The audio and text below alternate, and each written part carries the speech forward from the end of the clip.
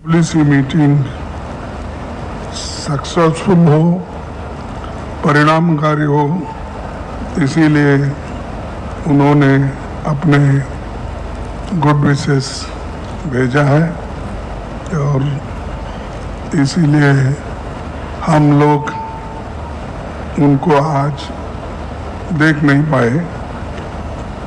तो आज की सभा में हमारे leader of parliament Rahul Gandhi ji तथा CWC के एक्सटेंडेड वर्किंग कमेटी के मेंबर्स और सदस्यगण आज की इस बैठक में आप सभी का मैं हार्दिक स्वागत करता हूं। सदाकत आश्रम स्वाधीनता आंदोलन का केंद्र बिंदु था। 1921 में स्थापित कांग्रेस का ये ऐतिहासिक दफ्तर कांग्रेस पार्टी के अनेकों महान नेताओं की कर्मस्थल रहा है। मैं आज उन्हें भी विशेष श्रद्धांजलि अर्पित करता हूं जो लोग इस दफ्तर में बैठ के अपना काम करके देश को आज़ादी दिलाई। पटना में हो रही CWC की ये बैठक बेहद महत्वपूर्ण है।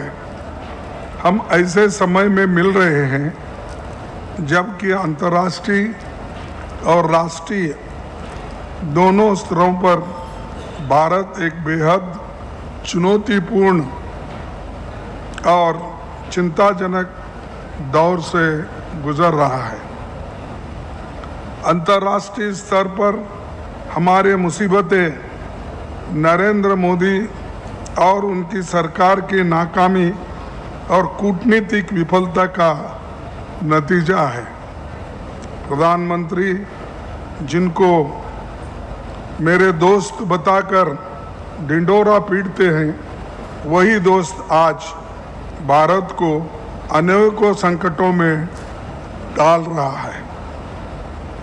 आज जब हमारे वोटर लिस्ट से आधिकारिक रूप से छेड़छाड़ किया जा रहा है तो आवश्यक है कि हम लोकतंत्र की जननी बिहार में अपनी एक्सटेंडेड CWC की मीटिंग आयोजित करके इस देश के लोकतंत्र और संविधान को बचाए रखने के अपनी प्रतिज्ञा को पुनः दोहरा रहे हैं।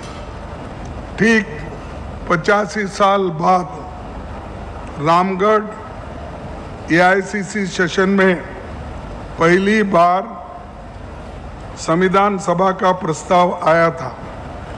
महात्मा गांधी जी, पंडित नेहरू जी, सरदार पटेल जी, डॉक्टर अंबेडकर एवं संविधान सभा के सदस्यों ने मिलकर देश के नागरिकों को एक व्यक्ति एक वोट का अधिकार दिया। लोकतंत्र का आधार है निष्पक्ष और पारदर्शी चुनाव, परंतु आज चुनाव आयोग की निष्पक्षता और पारदर्शिता पर ही भयंकर सवाल उठ रहे हैं। विभिन्न राज्यों में खुलासे हुए हैं। इसी उन सवालों के जवाब देने के बजाय हमें वो खुद एफिडेविट मांग रहे हैं और हमसे सबूत पूछ रहे हैं। जो इसी काम करना चाहिए वो छोड़कर हमसे ही वो एफिडेविट की बात कर रहे हैं। बिहार की तर्ज पर अब देश भर में लाखों लोगों के वोट काटने की साजिश रची जा रही है। वोट चोरी का मतलब है दलित, आदिवासी, पिछड़ा, अति पिछड़ा, अल्पसंख्यक, कमज़ोर और गरीब के राशन की चोरी, पेंशन की चोरी, दवाई की चोरी, बच्चों के स्कॉलरशिप की चोरी और परीक्षा की चोरी। वोटर अधिकार यात्रा की वजह से बिहार की जनता में इसके बारे में जागरूकता फैली और वो खुलकर राहुल गांधी जी के समर्थन में लोग आए, जुड़े और बहुत बड़ा फायदा कांग्रेस पार्टी को हुआ। महात्मा गांधी का 100 साल पुराना दिया गया स्वदेशी का मंत्र मोदी जी को आज याद आ रहा है और वो दोहराने की बात कर रहे हैं। लेकिन जो चीज़ कांग्रेस ने 100 साल पहले गांधी जी के नेतृत्व में की थी, वो आज उसका इलेक्शन के दृष्टि से वो उपयोग करना चाहते हैं। ये आज की स्थिति है। दूसरी तरफ चीन के लिए रेड कारपेट सरेआम बिछाए जाते हैं। पिछले 5 वर्ष चीन से हमारे आयात 2 गुना बढ़ गया है। जो अब आत्मनिर्भर की बात करते हैं, वो लोग चाइना से इतना सामान मंगा रहे हैं और वो इंपोर्ट 2 गुना बढ़ गया है। आज हमारा देश कई समस्याओं से जूझ रहा है। ये समस्या आर्थिक मंदी, बेरोजगारी, सामाजिक ध्रुवीकरण और स्वायत्त संवैधानिक संस्थाओं को निशाना बनाकर कमजोर किया जा रहा है। 2 करोड़ नौकरियां और सभी को 15 लाख देने का वायदा तो अधूरी रहा और युवा रोजगार के बिना भटक रहे हैं। नोटबंदी और गलत जीएसटी ने अर्थव्यवस्था को पटरी से उतार दिया है। 8 वर्षों के बाद प्रधानमंत्री जी को अपनी गलती का आज एहसास हुआ है। अब जीएसटी में वो सुधार लाए गए जिसकी मांग कांग्रेस पार्टी पहले दिन से ही कर रही थी।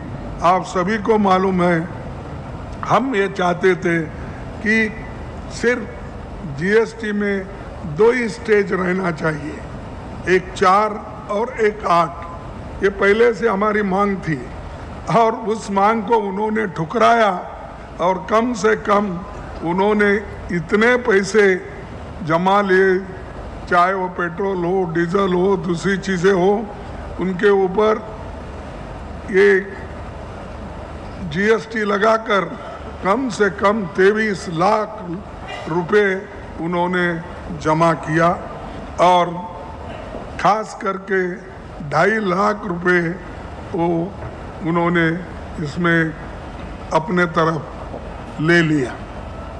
इसके बाद मोदी का मानना है कि देशवासियों को अधिक खर्च करना चाहिए, परंतु जब पिछले 10 वर्ष में आमदनी ही नहीं बढ़ी, सिर्फ महंगाई बढ़ी है, तो लोग अधिक खर्च कैसा करेंगे?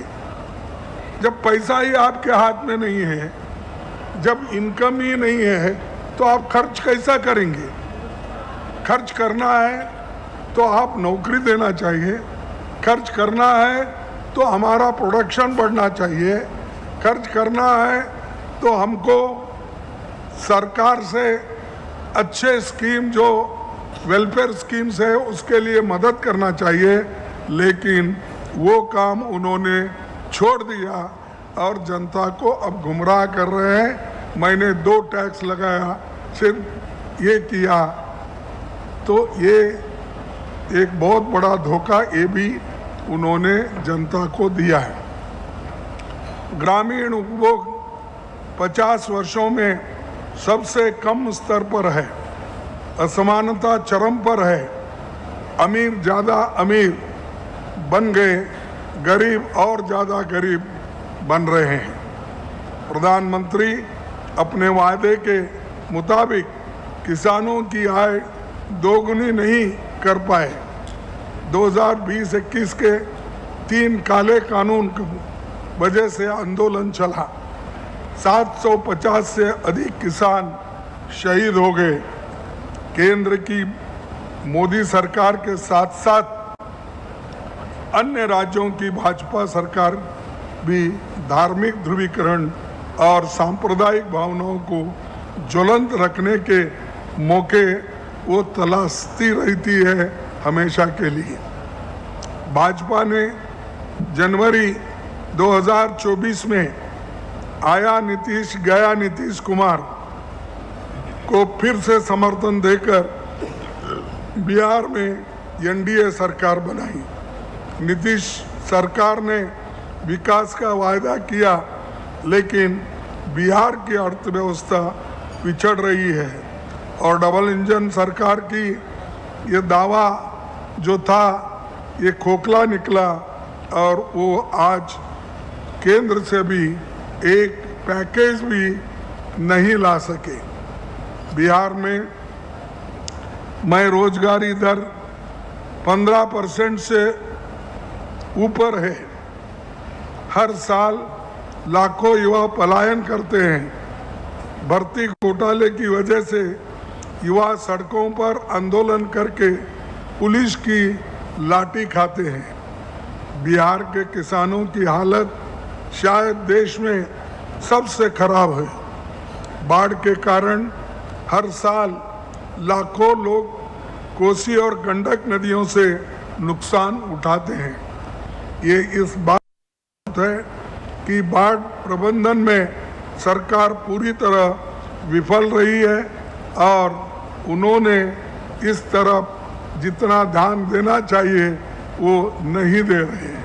प्रधानमंत्री ने अनेक मौकों पर बिहार के चीनी उद्योगों के पुनरुद्धार का वायदा किया, पर 10 साल बाद भी उनका वायदा झूठा ही रहा और एक कारखाना भी वो पुनरुत्थान नहीं कर सके और कोई चीनी उद्योग यहाँ पर नहीं आ सका।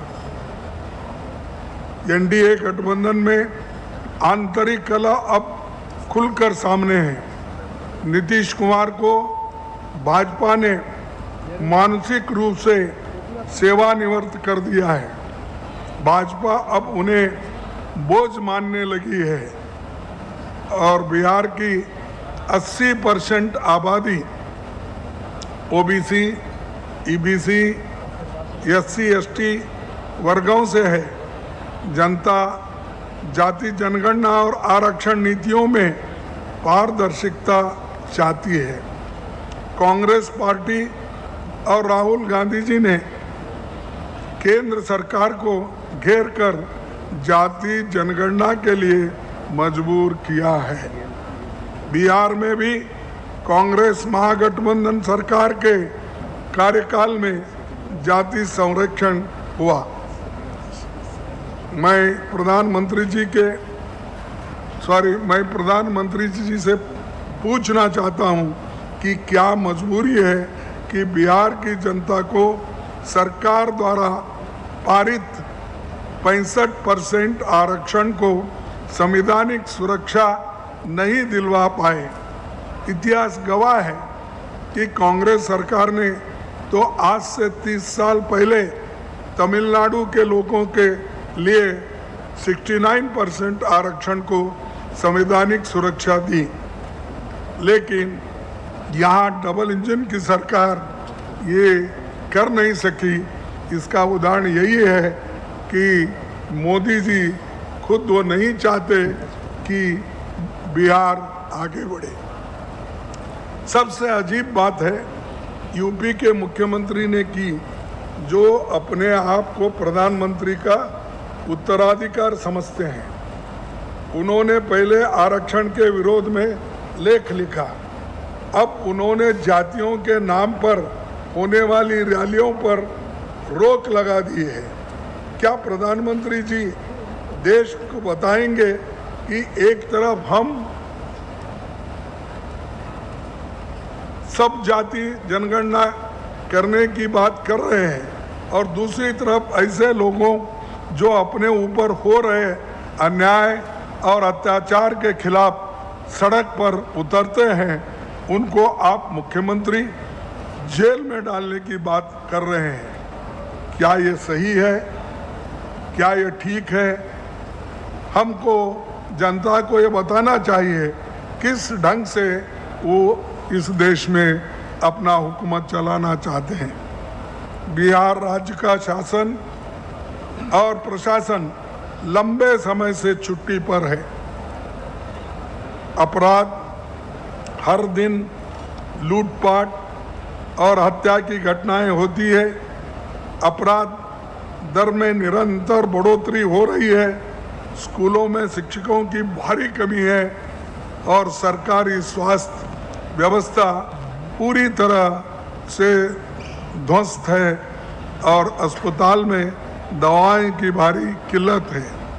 एक साधारण बिहारवासी का बीमारी की स्थिति में या तो प्राइवेट अस्पतालों में जना शोषण किया जाता है या वो इलाज कराने के बिहार से बाहर जाने के लिए सॉरी मजबूर हो जाता है। इस दफ्तर में बैठ के एक ध्रुवीकरण नहीं चाहती, वो विकास केंद्रित राजनीति चाहती है। वो अपनी सरकार से बेसिक लॉन्ग टर्म सॉल्यूशन चाहती है।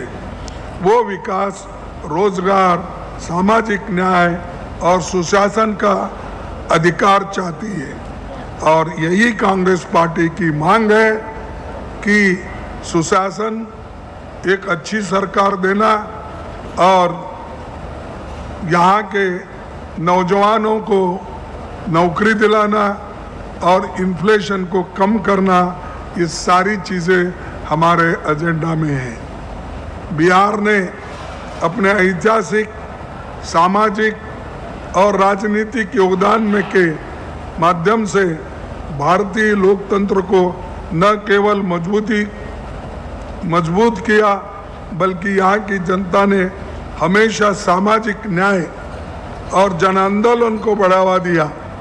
दलित, आदिवासी, पिछड़े, अति पिछड़े और अल्पसंख्यक वर्गों के उत्थान के लिए संघर्ष किया। मैं चाहता हूँ आज यहाँ से बिहार के पुनर्निर्माण का बिगुल फूंका जाए।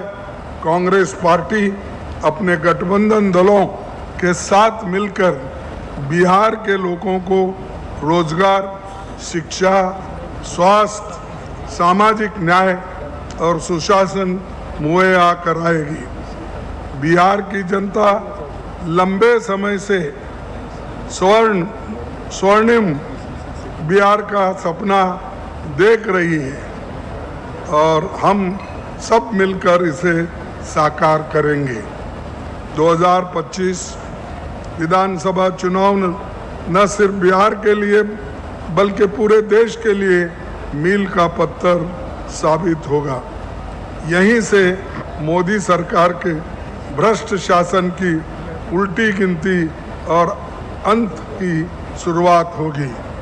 इन्हीं शब्दों के साथ मैं अपनी बात को समाप्त करता हूं और आप सभी को फिर एक बार धन्यवाद देता हूं कि आपने देश के कोने कोने से आए हैं और अपनी बात भी रखेंगे और जो हमको आदेश यहाँ से मिलेगा और जो चीज़ें हम इसके पहले किए हैं और ख़ासकर बिहार में जो राहुल गांधी जी ने वोट चोरी का जो मामला यहाँ से आंदोलन शुरू किया, ये आंदोलन को भी जारी रखना है। इधर बिहार के लोगों को भी देखना है और तीसरे तरफ ये भ्रष्ट सरकार को उखाड़ के फेंकना है। तो इसीलिए आप सभी का मैं कोऑपरेशन चाहता हूँ, सहकार चाहता हूँ। इसीलिए आप सभी लोग हमारे पार्टी को मदद करेंगे। इसी विश्वास के साथ मैं अपने बात को ख़त्म करूँगा। धन्यवाद। जय हिंद, जय कांग्रेस, जय बिहार।